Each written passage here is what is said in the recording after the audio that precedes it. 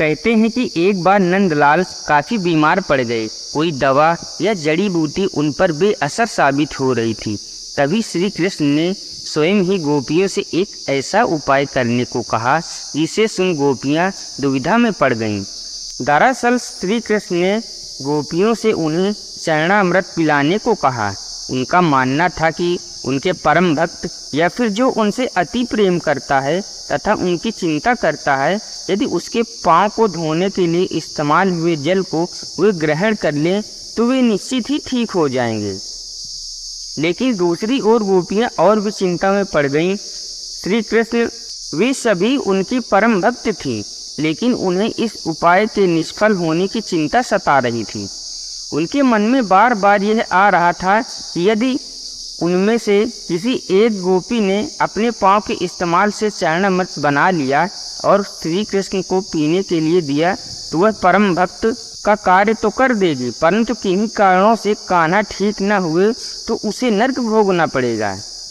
अब सभी गोपियाँ व्याकुल होकर श्री कृष्ण की ओर ताक रही थीं और किसी अन्य उपाय के बारे में सोच रही थी कि वहाँ श्री कृष्ण की प्रिय राधा आ गईं।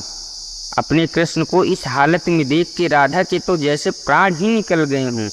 जब गोपियों ने कृष्ण द्वारा बताया गया उपाय राधा को बताया तो राधा ने एक क्षण भी व्यर्थ करना उचित न समझा और जल्द ही स्वयं के पांव धोकर चरणामृत तैयार कर श्री कृष्ण को पिलाने के लिए आगे बढ़ी। राधा जानती थी कि वे क्या कर रही हैं। जो बात अन्य गोपियों के लिए भय का कारण थी, ठीक वही बात भय राधा को भी मन में था। लेकिन कृष्ण को वापस स्वस्थ करने के लिए वह नरक में जाने के लिए भी तैयार थी। आखिरकार कान्हा ने चरणामृत ग्रहण किया और देखते ही देखते वे ठीक हो गए, क्योंकि वह राधा ही थी जिनके प्यार एवं सच्ची निष्ठा से कृष्ण जी तुरंत स्वस्थ हो गए। अपने कृष्ण को निरोग देखने के लिए राधा जी ने एक बार भी स्वयं के भविष्य की चिंता न की और वही किया जो उनका धर्म था। इतिहास गवाह है इस बात का।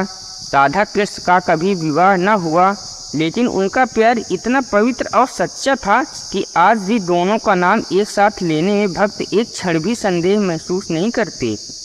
उनके भक्तों के लिए कृष्ण केवल राधा के हैं तथा राधा भी कृष्ण की हैं।